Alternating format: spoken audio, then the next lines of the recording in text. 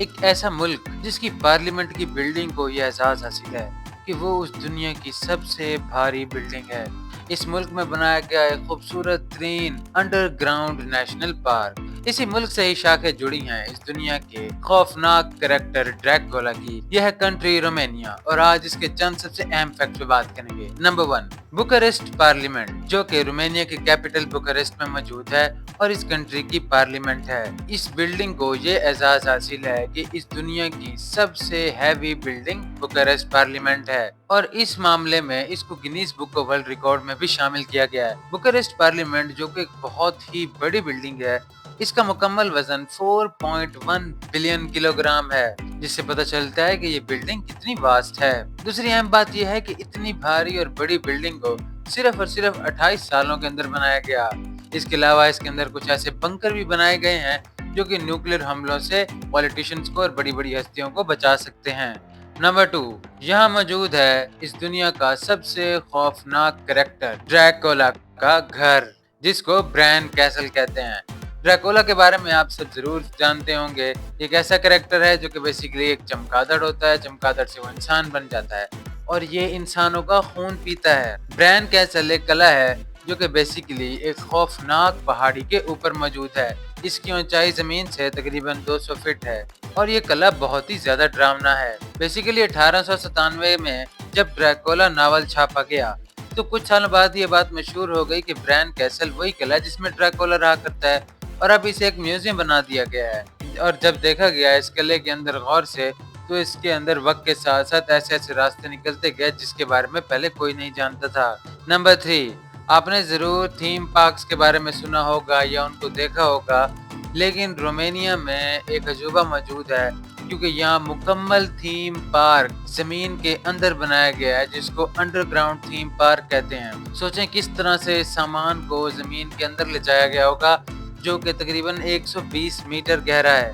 Basically یہ ایک salt mountains کے اندر کھدائی کرنے کے بعد اس پارک کو بنایا گیا، اور اس کے اندر کچھ انڈر گراؤنڈ لیکس بھی موجود ہیں، ایک پارک موجود ہے مکمل طور پر، اور یہاں پر بڑے بڑے کنسرٹ بھی ہوتے ہیں۔ چونکہ ایک سالٹ کیو ہے تو اس سے یہ بھی فائدہ ہو جاتا ہے، جو استھما کے مریض ہوتے ہیں، پیشنٹس ہوتے ہیں، وہ جب یہاں تھوڑی دیر گزارتے ہیں تو ان کی سانس کا پرابلم بھی ٹھیک ہو جاتا ہے، اور یہ انڈر گراؤنڈ تھیم پارک کسی عجوبے سے کم نہیں۔ نمبر 4، رومانیہ عجوبوں سے بھرا ہوا ہے۔ جس طرح آپ نے والکینوز دیکھے ہوں گے جو کہ آگ کو ایرپٹ کرتا ہے، لیکن رومانیہ میں خاص طرح کے والکینوز موجود ہیں جو آگ کے بجائے مٹی کو ایرپٹ کرتے ہیں، ان کو بولتے ہیں مڈ والکینوز۔ ایک بہت ہی کمال کی بات ہے کیونکہ اس کے پیچھے بھی ایک سائنٹیفک ریزن موجود ہے۔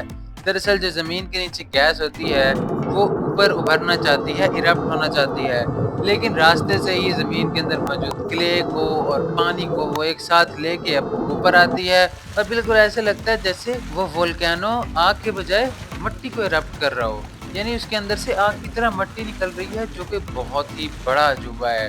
رومانیہ میں یہ جگہ سب سے زیادہ وزٹ کی جاتی ہے اور یہ کسی عجوبے سے کم نہیں۔ نمبر 4، رومانیہ میں صدیوں سے ایک آرٹ کیا جاتا ہے جس کو ایگ شیل آرٹ بولتے ہیں، یعنی جو انڈا ہوتا ہے اس کے اوپر جو کورنگ ہوتی ہے اس کے اوپر ہاتھوں سے آرٹ بنانا، پکچرز بنانا، جو کہ بہت ہی زیادہ مشکل اور نایاب کام ہے۔ یہ کام صدیوں سے کیا جا رہا ہے، ایون کہ عیسائیت کے آنے سے پہلے بھی کیا جا رہا ہے، لیکن عیسائیت کے آنے کے بعد اس آرٹ کو خاص طور پہ ایسٹر کے لیے استعمال کیا جانے لگا۔ یہ بہت ہی زیادہ مشقت طلب اور بہت ہی خوبصورت قسم کا آرٹ ہے، ایون کہ کچھ ایسے ایگز بھی ہوتے ہیں جن کی پینٹنگ کرنے کے لیے کئی دن اور مہینے لگ جاتے ہیں، اور اس معاملے میں بھی رومانیہ سب سے آگے ہے۔ نمبر 6، رومانیہ میں ایک خاص قسم کی ٹریڈیشن ہے کہ اگر آپ کو کوئی پسند ہے، کسی سے آپ اظہار کرنا چاہتے ہیں، تو آپ اپنے شوز کے اندر نمک کو چھڑکتے ہیں، اس کے بعد سے شوز کو پہن لیتے ہیں۔ پھر جب آپ اس کے سامنے سے گزرتے ہیں یا اس کے آگے پیچھے رہتے ہیں تو اس سے آپ کے اندر کی نیگیٹیوٹی دور ہوتی ہے، جو آپ کے سامنے انسان ہے اس کے اندر کی بھی نیگیٹیوٹی دور ہوتی ہے، اور اس طرح سے ملاپ کے چانسز بڑھ جاتے ہیں۔ یعنی ایک بہت عجیب سی روایت ہے، لیکن واقعی رومانیہ میں اس طرح کی روایت کو حیثیت دی جاتی ہے۔ نمبر 7، دنیا کے عظیم ترین چرچ میں سے ایک پیپل سیلویشن کیتھیڈرل، جس کو بیسیکلی 2010 کے بعد بنانا شروع کیا۔ یہ بہت ہی بڑا چرچ ہے جس کی تقریباً اونچائی 135 میٹر ہے، اور اس میں 5 سے 6 ہزار لوگوں سے بھی زیادہ کی بیٹھنے کی جگہ ہے۔